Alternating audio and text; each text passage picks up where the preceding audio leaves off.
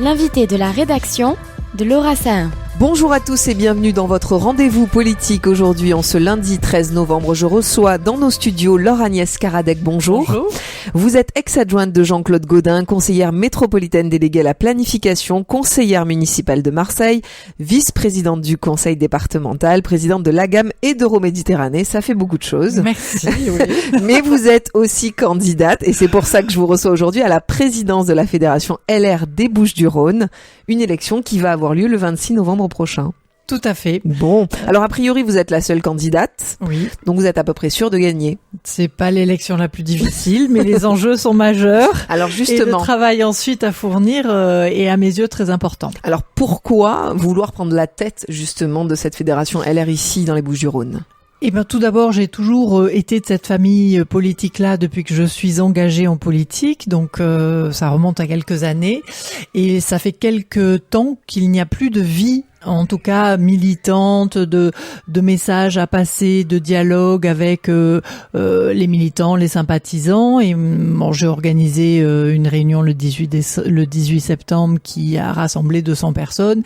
Et les gens présents étaient tellement contents à la fois de se retrouver, d'avoir le contact direct avec leurs élus, de pouvoir aborder tous les sujets parce que le dialogue est important, que je me suis dit il y a un challenge phénoménal à reconstruire en fait et à réveiller tout ça. Donc nous avons les élections de la fédération et les élections également par circonscription, ce qui permettra aussi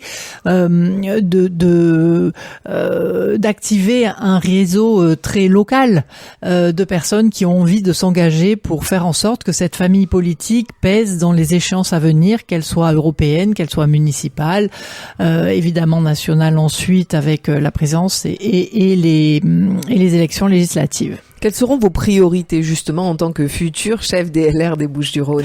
La priorité, ça sera de travailler vraiment à l'échelle locale avec justement les circonscriptions, les délégués de circonscription dans tout le département. Parce que pour l'instant, c'est un peu laissé à l'abandon. Pour l'instant, c'est laissé à l'abandon. On a un secrétaire départemental qui a été nommé par Paris, qui est Stéphane Le Rudelier, il y a 2 ans, qui a essayé de réorganiser les choses. Et aujourd'hui, il faut passer à la vitesse supérieure et aux vitesses supérieures, vraiment en créant aussi des cercles de réflexion, en créant un tissu qui pourra être le relais lors des élections à venir, et surtout écouter ce que alors les militants, ça fait un peu très ce que les personnes qui adhèrent à nos valeurs et à nos idées ont envie de nous faire remonter dans leurs préoccupations quotidiennes, et je pense que c'est là le sujet principal. Sur quelle thématique, par exemple, vous allez pouvoir échanger ? Quand on regarde les derniers sondages, les préoccupations premières des Français, 1, le pouvoir d'achat, 2, l'environnement, 3, la sécurité. Je pense qu'on a vraiment de quoi faire, et je pense que notre famille politique doit incarner à la fois l'ordre, mais pas l'autoritarisme. L'ordre, on sent qu'on en a besoin dans la société, et également l'équité sociale, parce que je pense que beaucoup se sentent un peu en marge ou en tout cas pensent être un peu victimes de ce manque d'équité sociale qui devient criant, notamment auprès des retraités, des salariés qui ont des petits salaires et qui contribuent fortement aussi à la richesse de ce pays, mais qui n'en voient pas beaucoup le retour. Qu'est-ce que vous avez envie de dire aux ex-militants LR qui se sont rangés du côté du parti Renaissance d'Emmanuel Macron ? Est-ce que vous avez aussi envie de les récupérer ? Alors c'est pas très joliment dit, mais disons évidemment de récupérer cet électorat qui, à un moment donné, effectivement, a perdu peut-être confiance en votre parti politique. En fait, on voit bien que là, avec les élections du parti, tout reste relatif, on a eu énormément d'adhésions, puisque nous sommes passés de 1000 adhésions à 2200, donc il y a un intérêt à s'investir. Donc je pense que il faut saisir ces opportunités-là. Alors c'est vrai que notre famille politique a peut-être abandonné les discours sur des sujets comme l'économie, préemptée essentiellement par Emmanuel Macron. Alors il y a la sécurité, il y a évidemment l'immigration, sont des sujets préoccupants, mais je pense qu'il ne faut pas oublier les autres sujets. Et c'est en étant sur un panel large à la fois d'idées, de sujets abordés qu'on pourra récupérer les personnes qui ont été un peu désenchantées, je pense, et qui ne se retrouvaient peut-être plus forcément dans notre famille politique. Alors la situation en France, vous l'avez remarqué, particulièrement anxiogène, surtout depuis les attaques du groupe terroriste du Hamas le 7 octobre dernier contre Israël. Votre chef de file, Éric Ciotti, s'est rendu en Israël visiter les camps du Sud. Quelle est votre position par rapport à ces attaques et tout ce qu'il s'est passé depuis avec la riposte israélienne à Gaza? La position, elle est très claire. Je pense que nous avons tous été heurtés, meurtris, abasourdis par la violence, vraiment la violence des exactions du Hamas, qui est un réseau terroriste, et le soutien à Israël est évidemment sans faille. Et hier, le rassemblement qu'il y a eu contre l'antisémitisme, mais aussi pour les valeurs de la République, c'est-à-dire qu'en France, je pense que quelles que soient nos origines, nous devons vivre en sécurité et dans le respect les uns des autres. Et aujourd'hui, on voit bien, j'écoutais encore à la radio un témoignage d'un jeune de 18 ans, parce que juif, un peu attaqué dans son lycée, on lui a collé un autocollant Free Palestine dans le dos. Enfin, et quand on a 18 ans, on est fragile, on ne sait pas comment réagir face à ce genre de choses, et il disait que il pensait peut-être ne plus aller au lycée et prendre des cours par correspondance. Moi, c'est pas la France qui me correspond, je suis désolée, il faut continuer à se battre pour faire en sorte que tout le monde, et notamment cette jeunesse, puisse se sentir en sécurité dans notre pays. Justement, on va parler des répercussions de ce conflit en France, et notamment de la multiplication des actes antisémites un peu partout, à Marseille aussi, malheureusement. Est-ce que vous étiez hier à la marche de lutte contre l'antisémitisme? Alors malheureusement non, parce que je n'étais pas à Marseille, mais en tout cas mon cœur y était, bien entendu. J'étais le lundi qui a suivi évidemment les attaques sur la place de la préfecture en soutien à Israël. Non, hier malheureusement je pouvais pas y être, mais en tout cas ma cause est acquise à vous. Alors effectivement, nous on y était, on est évidemment nos reporters qui étaient présents sur Marseille, sur Aix-en-Provence, parce que beaucoup de villes en France ont accueilli ces marches civiques. 7 à 8 000 personnes se sont déplacées dans les rues de Marseille. Est-ce que selon vous c'est suffisant pour dire non à l'antisémitisme, non au racisme? Parce que ce qui était important aussi de rappeler, c'est que hier, pendant cette marche, il n'y avait pas de drapeau israélien, il n'y avait pas de drapeau palestinien, il y avait le drapeau français, comme vous l'avez rappelé. Et tous les élus présents de tous bords politiques ont été unanimes sur cette idée que la France devait faire front, tous ensemble, côte à côte. Est-ce que vous êtes dans cette lignée évidente? Tout à fait. Et j'ai trouvé très bien qu'il n'y ait pas de discours politique. Parce que de suite, tout ça est axé de récupération. La présence avec le drapeau français, c'est ce que je disais, c'est antisémitisme mais aussi valeur de la République hier. Donc c'est important. Alors est-ce que c'est suffisant? Bon, c'est peut-être pas assez, on pourra toujours dire. Mais en fait, ce qui m'a navré, ce sont les débats préalables de qui pouvait ou devait assister à ce genre de rassemblement. Je pense que c'est un rassemblement qui doit unir la population française, les politiques et de tous bords, parce que la cause est une cause juste et qui doit rassembler. Et donc ça, c'était particulièrement décevant les débats préalables. Vous qui faites de la politique, j'ai quand même une question qui me vient. On voit depuis plusieurs semaines des élus de tous bords prendre position, opposer les communautés ici en France. Quel est votre regard, vous, sur ces débats incessants dans les médias qui attisent la haine, qui mettent de l'huile sur le feu? J'ai anticipé votre question en disant ce qui m'a navré préalablement à ce rassemblement d'hier, c'est les débats politiques. Et je pense que justement... Ils sont pas au niveau aujourd'hui? C'est pas au niveau et ça entretient des fractures, chose que nous ne voulons pas. Le peuple français et le peuple français, quelles que soient ses origines et quelles que soient ses convictions religieuses, je pense que il faut que les uns et les autres nous agissions en souhaitant être sous une bannière commune et des valeurs communes. Il n'y a que comme ça qu'on fera unité en France. Qu'est-ce que vous avez envie de dire aux Juifs qui nous écoutent, Marseillais, au vu de l'atmosphère ambiante? Est-ce que vous avez envie d'être rassurante aussi, vous qui êtes Marseillaise et qui voulez représenter les LR ici dans les Bouches-du-Rhône? Mais évidemment plutôt rassurante, mais l'inquiétude est compréhensible et la réponse de l'État doit être sans faille. C'est-à-dire que ça doit être une réponse de fermeté accompagnée aussi par une réponse de la justice. Et c'est souvent sur la justice que c'est défaillant. Le jeune homme, toujours le même que j'écoutais à la radio, évidemment, il est allé déposer plainte, il y avait des témoignages et en fait, ce n'est pas suivi des faits.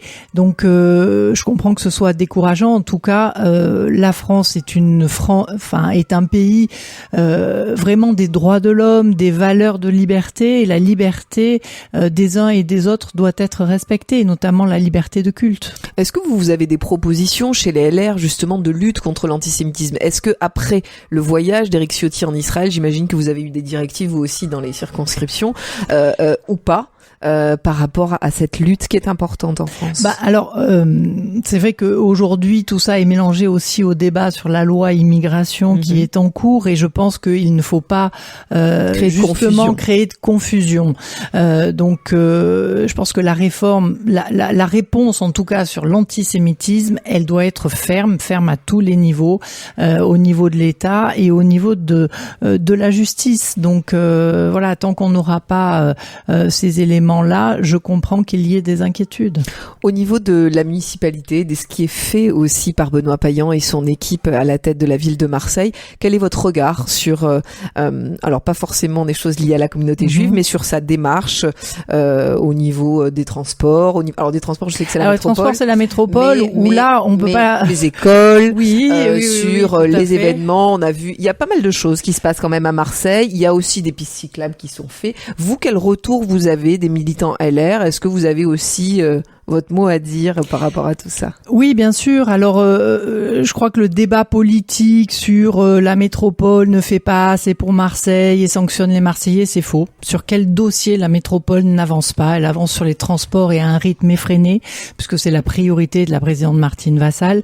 Et le maire de Marseille est en position aujourd'hui où, franchement, on peut s'interroger. Par exemple, la dernière actualité, c'était le fait de ne pas récupérer les recettes dues aux trottinettes, et à côté de ça, il augmente les impôts. Mais qu'il soit d'abord capable de récolter les recettes. Alors apparemment, ça a été envoyé quand même, cette facture. Oui, mais ça montre, mais bien sûr, mais ça montre quand même des failles et des carences. On voit bien l'administration complètement déboussolée, les directeurs de services qui valsent et qui restent très peu de temps, donc il n'y a pas de continuité.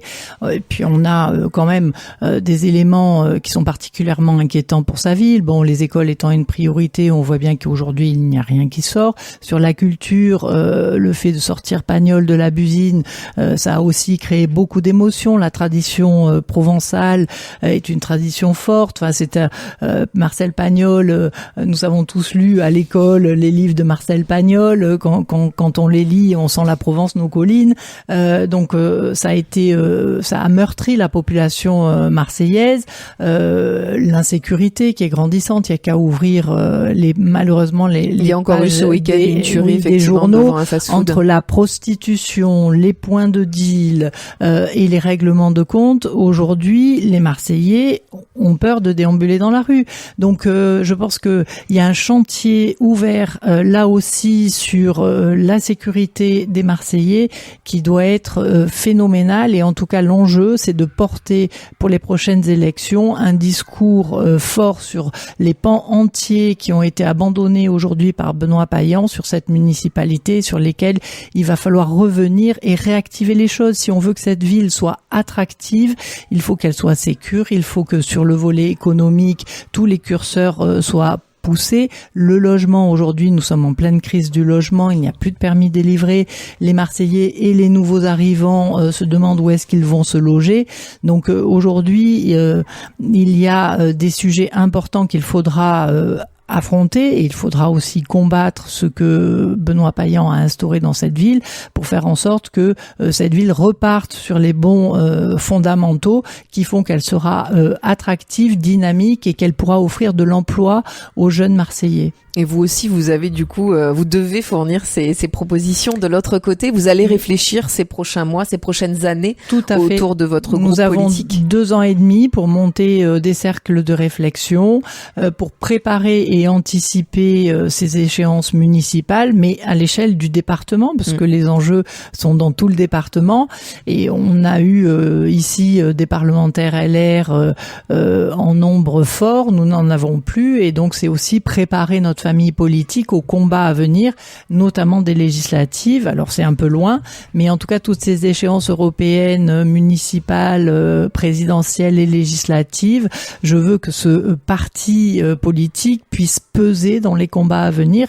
Alors je veux, mais nous voulons bien entendu, parce que je compte bien m'appuyer sur une équipe qui pourra porter haut et fort nos couleurs. Et puis aussi, il faut récupérer des militants du RN, parce qu'il y a aussi beaucoup de LR qui sont partis vers l'extrême droite, ce parti qui trouve aussi son public malheureusement, mais c'est une réalité. C'est-à-dire qu'il n'y a pas que des militants, des ex-militants LR qui sont partis voir Macron, il y a aussi des militants qui se sont tournés vers Éric Zemmour, qui se sont tournés vers Marine Le Pen. Bien sûr, et sans forcer, c'est-à-dire qu'aujourd'hui, malheureusement, l'actualité donne raison souvent aux propos qui sont tenus par Marine Le Pen ou par Éric Zemmour. Et donc aujourd'hui, Éric Ciotti a ses discours de fermeté pour faire en sorte que sur la sécurité, l'identité nationale, l'immigration, on ait des positions fortes sur les lois et les textes à venir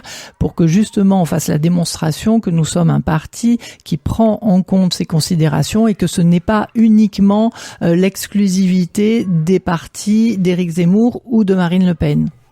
Merci beaucoup, Laure Agnès Caradec, seule candidate des LR des Bouches-du-Rhône, donc bientôt à la tête donc de ce groupe politique. On reviendra, bien sûr, vous êtes la bienvenue dans les studios de Radio JM pour venir nous parler de vos initiatives, de ces tables rondes, justement auprès des militants LR. À très bientôt. Merci beaucoup, à très bientôt. Pour voir ou revoir cette interview, n'hésitez pas à vous rendre sur le site radiojm.fr, votre Facebook, Instagram ou votre application Radio JM à télécharger sur tous vos téléphones. Quant à moi, je vous retrouve demain matin pour le Flash Info de 8h30 sur le 90.5. Très bel après-midi. L'invité de la rédaction de Laura Sahin.